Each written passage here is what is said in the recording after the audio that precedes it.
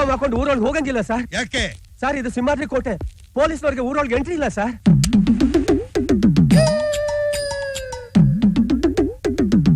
ಆ ದಿಮಾಕಲ್ಲಿ ನನ್ನ ಎದುರಿಗೆ ದಮ್ಮಿಳಿತಾ ಇದ್ಯಾ? ಊರೊಳಗೆ ಪೊಲೀಸ್ನವ್ರು ಬರಬಾರ್ದು ಅಂತ ಯಾರೋ ರೂಲ್ಸ್ ಮಾಡಿರೋದು. ಸಿಂಹಾದ್ರಿಯ ಸಿಂಹ ಸರ್. ಯಾಕೋ ಹೆದರ್ಕೊಂಡು ಸಾಯ್ತೀಯ? ಯಾರೋ ಅದು ಸಿಂಹಾದ್ರಿಯ ಸಿಂಹ.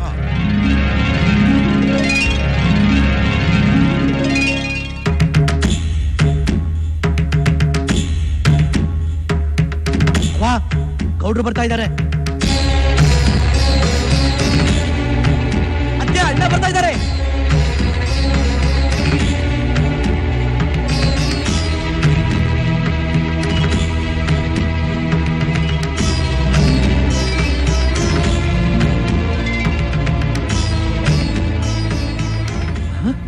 ಮುನಿಯಮ್ಮ, ಬುದ್ಧಿ ಪರ್ಕೆ ಯಾರಾದ್ರೂ ಸೋಕಿಸ್ತಾರ? ಅದಕ್ಕೆ ಏನ್ ಅನ್ಕೊಂಡ್ಬಿಟ್ಟೆ? ಅದನ್ನ ಕಸ ಇತ್ತು ಬುದ್ಧಿ.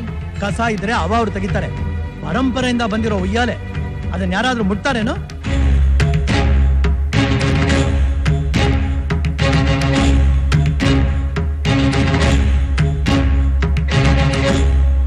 ನೀವು ಕೊಡೋ ತೀರ್ಪಿನಿಂದ ಒಬ್ರಿಗೆ ಸಂತೋಷ ಆಗ್ಬಹುದು, ಮತ್ತೊಬ್ರಿಗೆ ಸಂಕಟ ಆಗ್ಬಹುದು.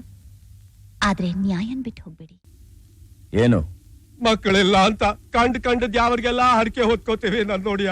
ಆದ್ರೆ ಇಂಥ ಮಕ್ಕಳನ್ನ ನೋಡಿದ್ ಮ್ಯಾಕೆ ನಮ್ಮ ತಂದೆ ತಾಯಿಗಳಿಗೆ ಮಕ್ಕಳೇ ಬೇಡ ಅನ್ನಿಸ್ತದೆ ಒಡಿಯ. ಇಬ್ರಿಗೂ ಮದ್ವೆ ಮಾಡ್ದೆ, ಬ್ಯಾರೆ ಮನೆ ಮಾಡ್ಕೊಂಡು ಹೋಯ್ತೀವಿ ಅಂದ್ರು. ಅದಕ್ಕೂ ಹೂ ಅಂದೆ. ನಂಗೊಂದ್ 8 ಎಕರೆ ಜಮೀನಿತ್ತು, ಅದನ್ನು ಇಬ್ರು ಭಾಗ ಮಾಡ್ಕೊಂಡ್ರು.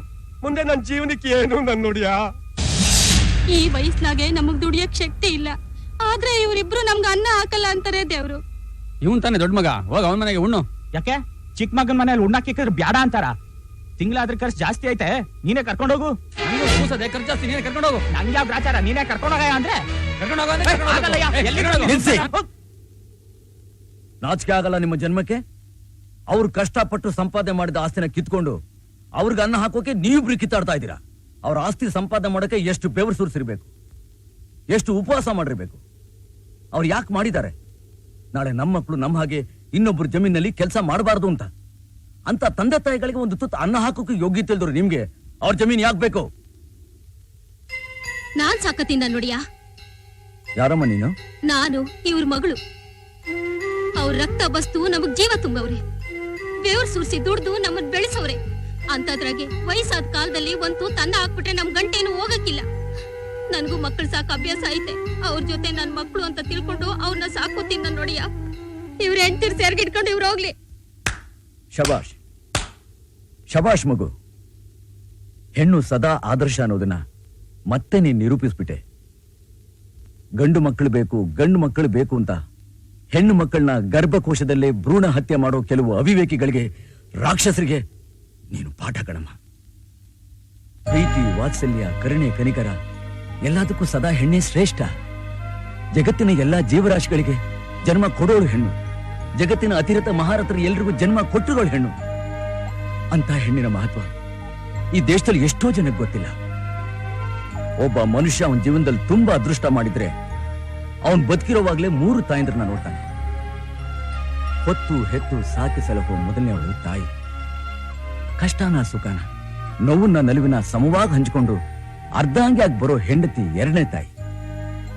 ಜನ್ಮ ಕೊಟ್ಟ ಗಂಡು ಮಕ್ಕಳಿಂದ ವಂಚಿತರಾಗಿ ನಿರಾಶ್ರಿತರಾಗಿ ಹೀಗೆ ನಿಂತಾಗ ಮಗಳ ಸ್ಥಾನದಲ್ಲಿ ಬಂದ ಆಶ್ರಯ ಕೊಡೋ 3ನೇ ತಾಯಿ. ನಿನ್ನಂತ ಹೆಣ್ಮಕ್ಳ ಬಗ್ಗೆ ಯಾರು ಸಂತೋಷ ಪಡ್ತಾರೋ ಬಿಡ್ತಾರೋ, ನಾನ್ ಹೆಮ್ಮೆ ಪಡ್ತೀನಿ. ನಿನ್ನ ಹೆತ್ತೋರು ಹೆಮ್ಮೆ ಪಡ್ತಾರೆ. ಯಾಕೆ? ಇಡೀ ಜಗತ್ತೇ ಹೆಮ್ಮೆ ಪಡುತ್ತೆ. ಇಂಥ ಒಂದು ಹೆಣ್ಣು ಮಗಳು ನಿಮ್ಮಂತ 100 ಗಂಡು ಮಕ್ಕಳಿಗೆ ಸಮಾನ. ನಿಮ್ ತಂದೆ ತಾಯಿ ನೀವೇ ನೋಡ್ಕೊಳ್ಳೋದು ಬೇಕಾಗಿಲ್ಲ, ನಾವು ನೋಡ್ಕೋತೀವಿ. ಹೋಗಿ. ನಮ್ಮನ್ನು ಕ್ಷಮಿಸ್ಬಿಡಿ. ಕ್ಷಮೆ ಅಲ್ಲಿ. ಅವ್ರಿಗೆ ಕ್ಷಮಿಸಿದ್ರೆ ದೇವ್ರಿಗೆ ಕ್ಷಮಿಸ್ತಾನೆ. ಅವ್ರನ್ನ ನೀವು ಚೆನ್ನಾಗಿ ನೋಡ್ಕೊಂಡ್ರೆ ದೇವ್ರು ನಿಮ್ಮನ್ನ ಚೆನ್ನಾಗಿ ನೋಡ್ಕೋತಾನೆ. ಇನ್ ಮುಂದೆ ಯಾವತ್ತೂ ಇಂಥ ಘಟನೆನ ಮೂರಲ್ಲಿ ನಡಿಬಾರದು. ಇದು ಈ ಸಿಂಹ ಕೊಡ್ತಾರೋ ತೀರ್ಪು.